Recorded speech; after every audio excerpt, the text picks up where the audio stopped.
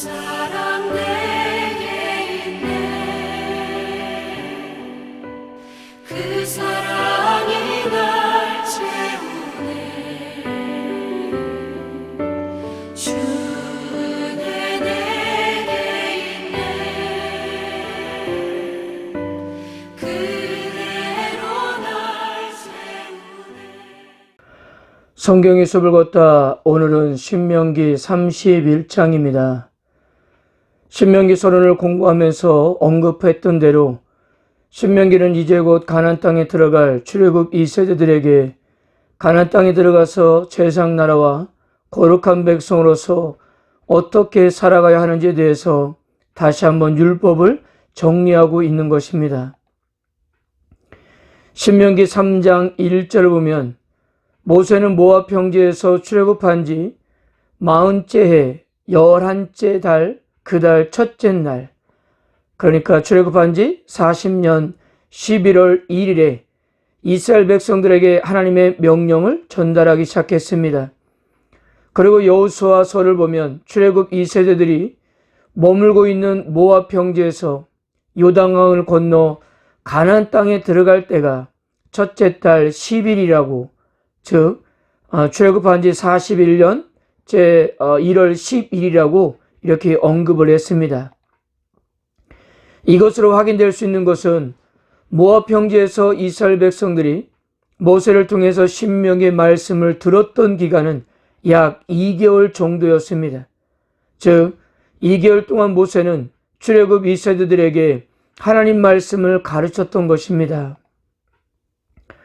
그리고 우리가 알고 있는 대로 2개월의 시간은 모세에게 있어서 그 땅에서의 마지막 시간이었습니다. 모세는 죽음이라는 임박한 현실을 전제하고 이 신명기의 말씀을 선포했던 것입니다. 그러니 그가 얼마나 비장한 마음으로 말씀을 전했겠습니까? 처음에 모세도 하나님께 가나안 땅에 들어가게 해달라고 기도했습니다. 구하옵나니 나를 건너가게 하사 요단 저쪽에 있는 아름다운 땅, 아름다운 산과 레바논을 보게 하옵소서 하되, 그러나 하나님은 여기에 대해서 단호하셨습니다. 그만해도 족하니 이 일로 다시 내게 말하지 말라. 그러나 우리가 이번 주부터 계속적으로 공부하게 될 신명기 31장부터 34장까지 오면 가나안 땅에 들어가지 못한 것에 대한 아쉬움의 마음은 전혀 드러나지 않습니다. 그는 다만 마지막까지 하나님의 명령에 순종할 따름이었습니다. 이제 자신이 이 땅에서 마지막으로 해야 할 일을 충실히 감당하고 있었던 것입니다. 2절입니다. 그들에게 이르되 이제 내 나이 120세라. 내가 더 이상 출입하지 못하겠고 여호와께서도 내게 이르시기를 너는 요단을 건너지 못하리라 하셨느니라. 모세는 먼저 자신의 나이가 120살이 되었음을 밝히고 있습니다. 애굽에서 출애굽 사역을 시작할 때 그의 나이가 80세였으니 어느덧 광야에서 보낸 세월만도 40년이 된 것입니다. 그런데 자신은 요단강을 건널 수 없었습니다. 이것은 그가 늙어서 기운이 없어서가 아니었어요. 모세도 이스라엘 백성들과 가나안 땅에 들어갈 정도로 건강했지만 하나님께서 허락하지 않으셨습니다. 신명기 2장에서는 그가 가나안 땅에 들어가지 못하는 것의 근거를 가데스 바네의 사건을 예로 들었는데요. 그러나 우리가 내일 보게 될 신명기 32장에서는 무리바 사건을 예를 들고 있습니다. 어찌되었든 모세는 가나안 땅에 들어갈 수 없었습니다. 그래서 그는 자기가 마지막까지 해야 할 일을 충실할 뿐이었습니다. 그 첫 번째가 여호수아의 리더십 계승이었어요. 7절입니다. 모세가 여호수아를 불러 온 회중의 목전에서 그에게 이르되 너는 강하고 담대하라. 너는 이 백성을 거느리고 여호와께서 그들의 조상에게 주리라고 맹세하신 땅에 들어가서 그들에게 그 땅을 차지하게 하라.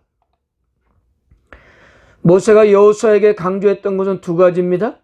첫째, 요단 동편의 아모리 왕 시온과 옥에 대한 전쟁 승리를 본받아 가나안 땅을 정복해야 한다는 것이었고요. 그리고 둘째는 강하고 담대하여 두려워하거나 놀라지 말라고 그렇게 말씀했습니다.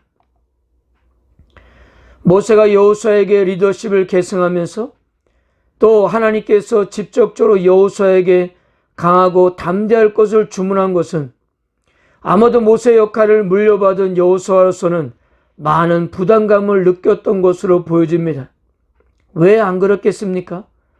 지난 40년 동안 모세 옆에서 이스라엘을 인도한다는 것이 얼마나 어려운 일인가를 보았기 때문일 것입니다.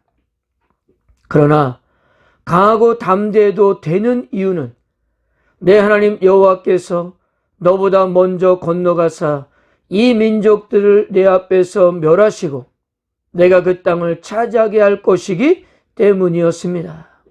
그러므로 아무것도 두려워할 필요가 없었던 거예요. 이런 확신은 모세가 강요해서 생기는 것이 아니라 이미 지난 40년 동안 하나님의 역사하심을 두 눈으로 똑똑히 목격했기 때문입니다. 그러므로 그의 책임이 막중한 만큼 그가 누릴 특권도 대단했습니다. 이스라엘 백성들을 이끌고 가나안 땅에 들어간다는 것, 아브라함에게는 약속하였지만 수백 년 동안 성취되지 않았던 일이었고요.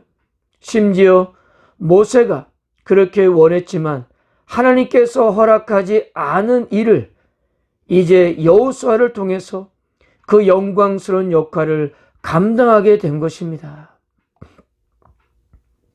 그리고 14절에서 23절까지 이제 완전하게 리더십이 계승된 후에 하나님은 여호수아에게 직접적으로 말씀하였습니다. 23절입니다. 여호와께서 또 눈의 아들 여호수아에게 명령하여 이르시되 너는 이스라엘 자손들을 인도하여 내가 그들에게 맹세한 땅으로 들어가게 하리니 강하고 담대하라. 내가 너와 함께하리라 하시니라. 이렇게 하나님이 함께 하시는 날 여호수아는 두려워하지 않고 놀라지 않고 그 일을 넉넉하게 감당할 수가 있었던 것입니다.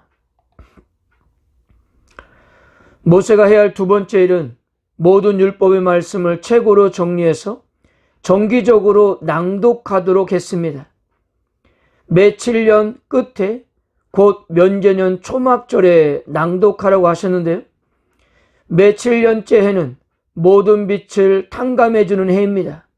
안식년이라고도 하고 면제년이라고 그렇게도 부르고 있습니다. 민수기 29장의 예를 보면 이스라엘은 이 절기 때에 가장 많은 제물을 드렸습니다. 여러 절기 중에 그래도 중요한 절기로 간주가 되었어요. 그래서 구약 성경에서는 이 절기를 그 절기라고 그렇게 불렀던 것입니다. 그러므로 1년 여러 절기 중 이때 가장 많은 사람이 성소를 찾았기 때문에 율법이 최대한 많은 사람에게 들려지게 해서 그들이 율법을 떠나지 않도록 하기 위함이었던 것입니다.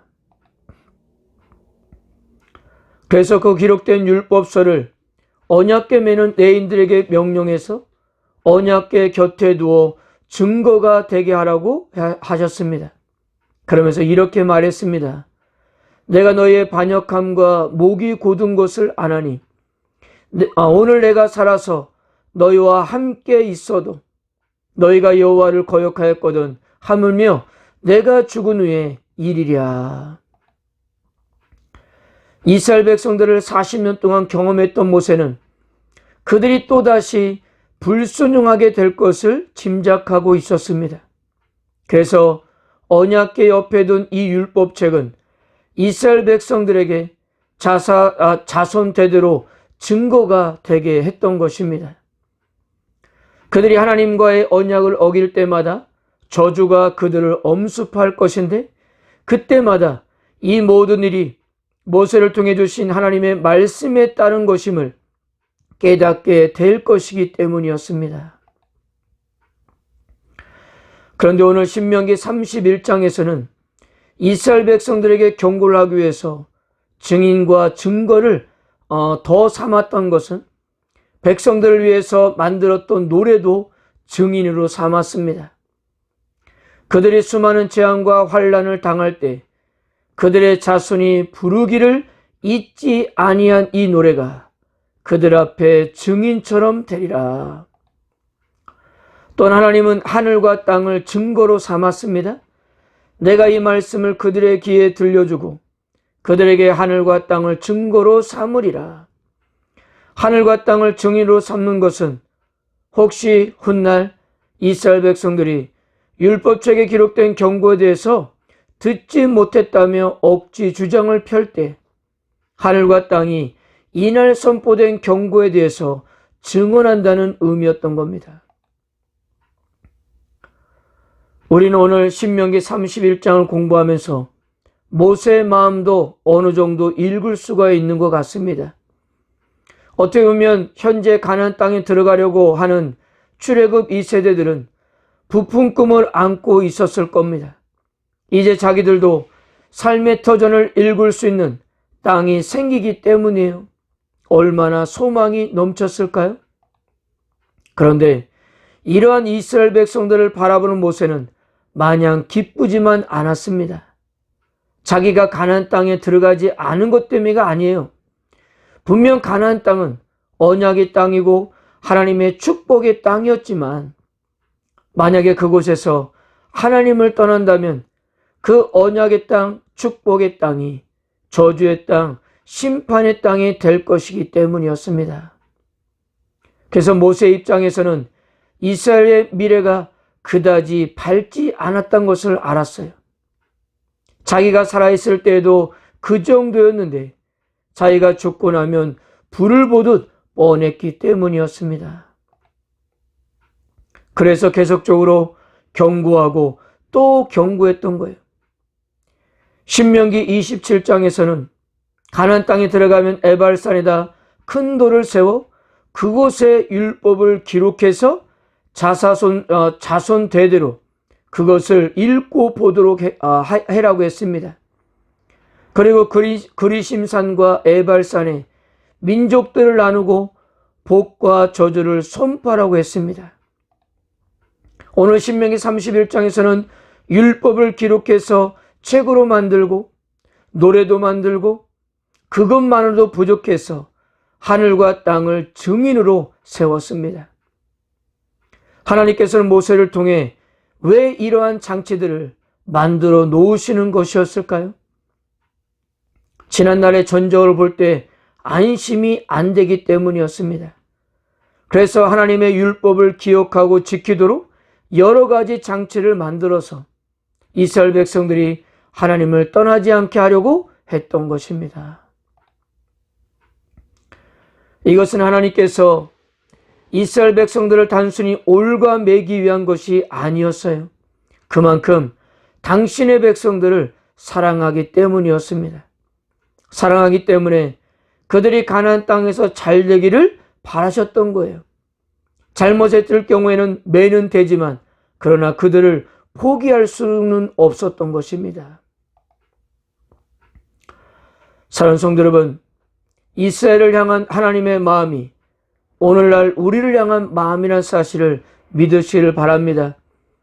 하나님은 우리들을 사랑하십니다. 그 사랑이 어떤 사랑이었습니까? 우리가 아직 죄인 되었을 때 그리스도께서 우리를 위하여 죽으심으로 하나님께서 우리에게 대한 자기 사랑을 확증하셨느니라. 우리가 아직도 죄인이었을 때 하나님은 독생자 예수님을 십자가에 매달았습니다. 우리를 구원하실 방법이 이 방법밖에 없었기 때문이에요. 우리를 위해서 기꺼이 아들 예수님을 죽게 하셨습니다. 이런 은혜를 받은 우리에게 하나님께서 말씀에 순종하라고 요구하는 것이 큰 요구이고 너무 무리한 요구입니까? 아닙니다. 그렇게 사는 것은 당연한 것이기 때문입니다. 그 엄청난 은혜를 받은 자라고 한다면 우리는 그렇게 살아야 합니다. 사랑하는 성도 여러분, 하나님은 끝까지 우리를 포기하지 않으십니다. 그 하나님이 바로 우리가 믿는 하나님이십니다. 그러므로 우리의 인생의 마지막 순간까지 나의 하나님을 향한 절대적인 믿음과 신뢰를 잃지 않고 우리 역시도 하나님을 향한 하나님을 사랑한다고 고백하며 말씀에 순종하면서 그렇게 이 믿음의 길을 걸어가고 있는 것입니다. 오늘도 주님 안에서 승리하는 하루가 되시기를 주님의 이름으로 축복합니다. 그 사랑 내게 있네